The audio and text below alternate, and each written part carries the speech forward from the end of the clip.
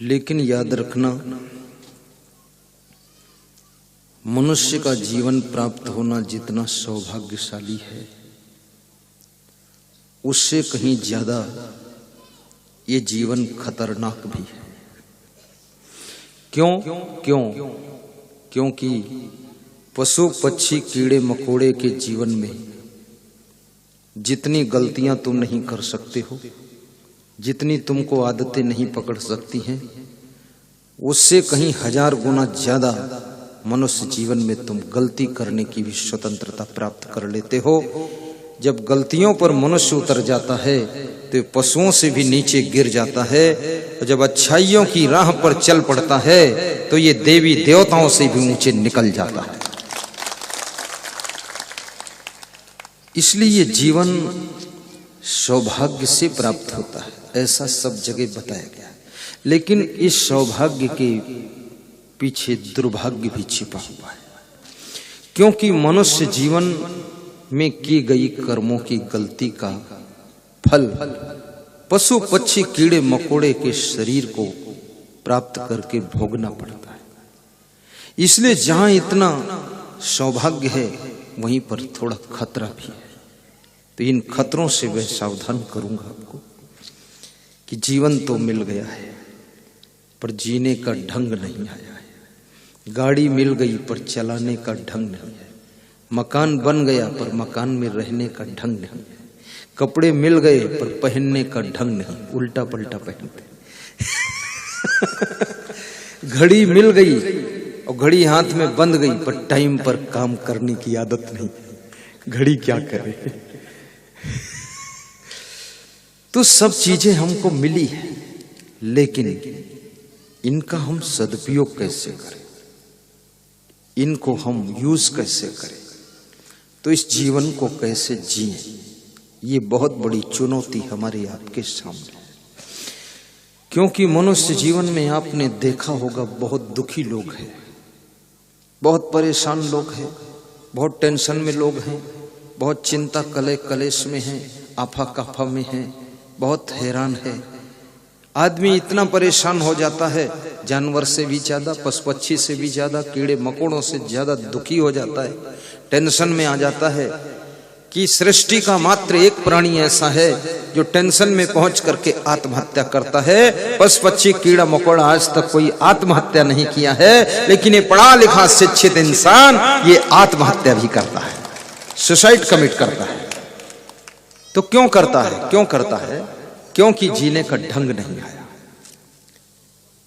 उत्तर प्रदेश में कानपुर बहुत बड़ा शहर है, महानगर है, लखनऊ जैसा उसकी लंबाई चौड़ाई है, बहुत सी फैक्ट्रियां भी हैं। अभी कानपुर सत्संग करके हम आए, 13-14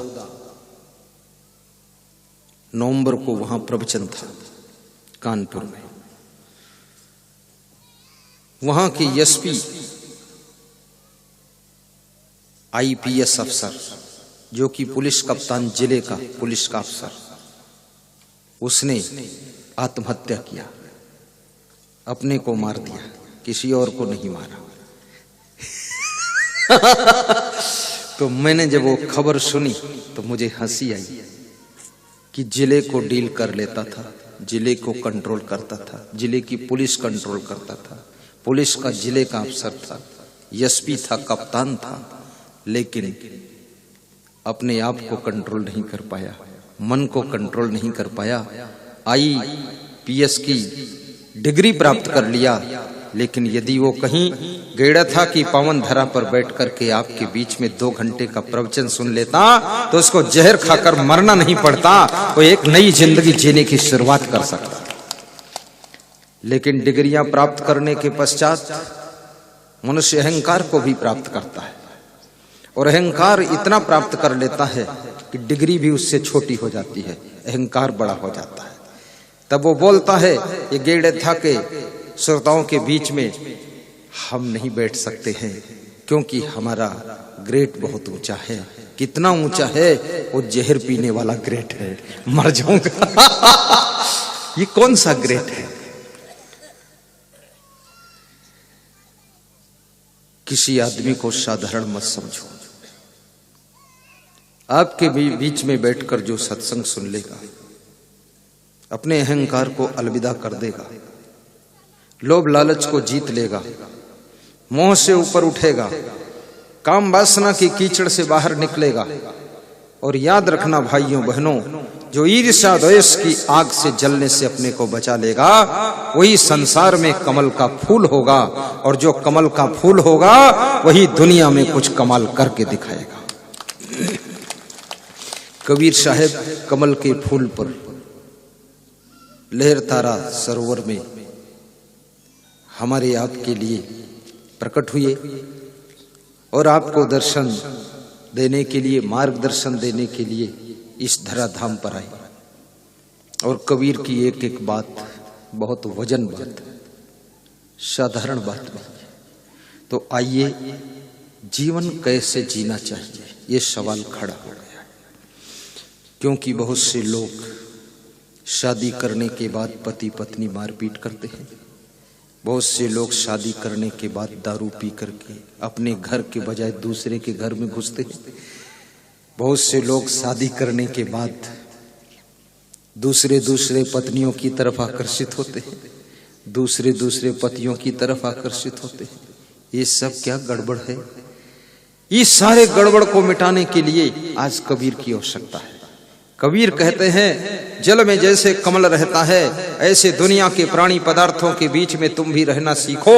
रहो दुनिया में, लेकिन दुनिया में डूब ना जाना, दुनिया में कहीं आकर्षित न हो जाना। किसके साथ कब कैसे कहां क्या व्यवहार बर्ताव करना है, इस कला को सीख लेना तो जिंदगी धन्य हो जाएगी और धरती के देवी देवता बन जाओगे। जहां ताली बजाने का अवसर आए, थोड़ा दमदारी से बजाना। ऐसा न लगे कि शमशान घाट में बैठे, मुक्ति धाम में पहुंच गए। ऐसे तो सभी लोग मुक्ति लेने ही आए हैं, पर ये मुक्ति धाम नहीं है, ये भक्ति धाम है। और भक्ति धाम में जब डूब जाओगे तो मुक्ति का द्वार खुलेगा और आत्मा का मोक्ष हो जाएगा। पर जब तक हम भक्ति धाम में हैं तो जरा उत्साह से तालियां भी बजाए करें और दिल खोलकर हंस भी लिया करें। क्योंकि यहाँ से जाने के बाद तो टेंशन ही टेंशन है, पर यहाँ तो थोड़ा आनंद कर लो।